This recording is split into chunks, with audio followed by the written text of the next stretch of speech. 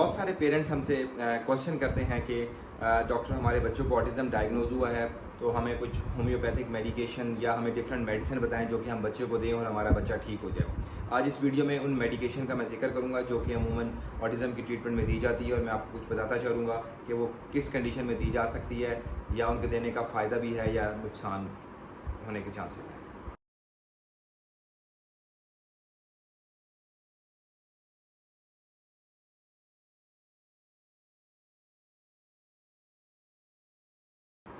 अस्सलाम वालेकुम। मेरा नाम डॉक्टर नुमान है और मैं एक न्यूरो डेवलपमेंटल पीडियाट्रिशियन हूँ। आज इस शॉर्ट वीडियो में मैं सिर्फ बात करूँगा ऑटिज़म की जो ट्रीटमेंट है उसमें मेडिसिन का क्या रोल है। उसके लिए हम एक टर्म यूज़ करते हैं जिसे हम कहते हैं कॉम्प्लीमेंट्री एंड अल्टरनेटिव मेडिसिन, यानी CAM।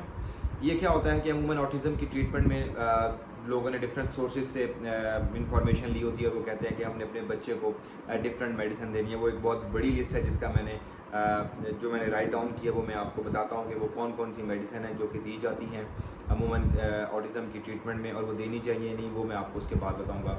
जैसे इसमें शामिल है अमाइनो एसिड्स, कुछ एंटीबायोटिक्स का जिक्र है, एंटी फंगल्स मेडिकेशन है उनका जिक्र है, anti viral, anti oxidant, chelating agents हैं कुछ। मैं कॉमनली यूज़ मेडिसिन आपको कोशिश करता हूँ उनका नाम लूँ। फॉलिक एसिड एंड फॉलिनिक एसिड का जिक्र है, ग्लूटेन फ्री डाइट का जिक्र है बहुत ज़्यादा, हाइपरबैरिक ऑक्सीजन का जिक्र है। पेरेंट की मुझे कॉल है कि आपके पास हाइपरबैरिक ऑक्सीजन बच्चों को दी जाती है, मेरा बच्चा है उसको सेरिब्रल पाल्सी भी है और साथ उसको ऑटिज़म भी है तो मैं उसको दिलवाना चाहता हूँ और इंडिया के एक सेंटर में दी भी जाती है, उसने मुझे वीडियो भी शेयर की। उसके अलावा इंट्रावीनस इम्यूनोग्लोबिन एक मेडिसिन है उसका जिक्र किया कि पेरेंट्स ने बहुत ज़्यादा पूछा हुआ है। मिनरल्स का पूछा हुआ है, म्यूज़िक थेरेपी का सुना हुआ है पूछा हुआ है और ओमेगा 3 फैटी एसिड का पूछा हुआ है, इसकी मैंने एक अलग वीडियो भी बनाई है। और थेराप्यूटिक टच के बारे में पूछा हुआ है, वो एक स्पेशल थेरेपी होती है, वो पूछा है कि वो देने से बच्चे को फ़र्क पड़ता है या नहीं। उसके अलावा ट्रांसक्रेनियल मैग्नेटिक स्टिमुलेशन है, यानी कुछ वायर्स लगा के बच्चे को देते हैं, उसके साथ बच्चे में अमूमन पेरेंट्स पूछते हैं बेहतरी होती है या नहीं। या विटामिन ए का पूछा हुआ है, विटामिन B6 एंड मैग्नीशियम का पूछा था मेरे से।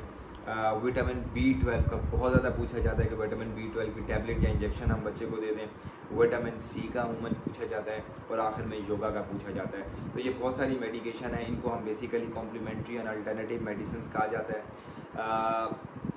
अमेरिकन एकेडमी ऑफ पीडियाट्रिक्स जिसने बहुत ज़्यादा ऑटिज़म के बारे में रिसर्च की है और बहुत ज़्यादा जो है ट्रीटमेंट स्ट्रेटजीज़ उन्होंने हमें बताई है, उनके मुताबिक इन सारी मेडिसिन का अब तक कोई प्रूवन रोल नहीं है। अब नेक्स्ट क्वेश्चन है क्या हम ये बच्चों को दे सकते हैं या नहीं दे सकते। तो रिकमेंडेशन ये होती है कि जो चीज़ अप्रूव्ड है वो देनी चाहिए, यानी अप्लाइड बिहेवियर एनालिसिस एक अप्रूव्ड चीज़ है वो आप बच्चे को दें। उसके अलावा ये मेडिसिन उस टाइम तक बच्चे को दी जा सकती है जब तक उन बच्चों में कोई साइड इफ़ेक्ट्स ना आए। अक्सर इन मेडिसिन के साथ बच्चों को लूज स्टूल हो जाता है, गट उनकी डिस्टर्ब हो जाती है, बच्चा बहुत ज़्यादा इरिटेबल हो जाता है, वो अपनी थेरेपीज़ नहीं ले रहा होता। तो ये एक बड़ा ही नेगेटिव फैक्टर है। अगर इन बच्चों में साइड इफ़ेक्ट्स आ रहे हैं तो ये मेडिसिन स्टॉप कर देनी चाहिए।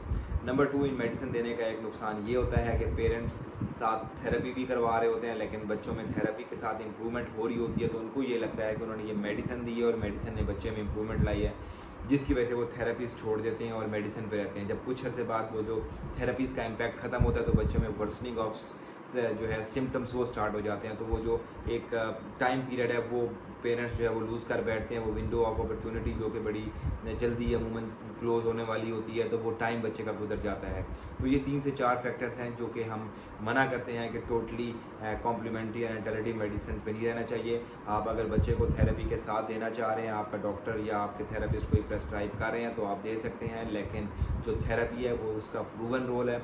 थेरेपी कभी स्टॉप नहीं करनी चाहिए, थेरेपी कंटिन्यू करनी चाहिए और उनके साथ अगर आप ये मेडिसिन देना चाहें तो ये मेडिसिन दे सकते हैं अगर कोई साइड इफ़ेक्ट्स नहीं आ रहे।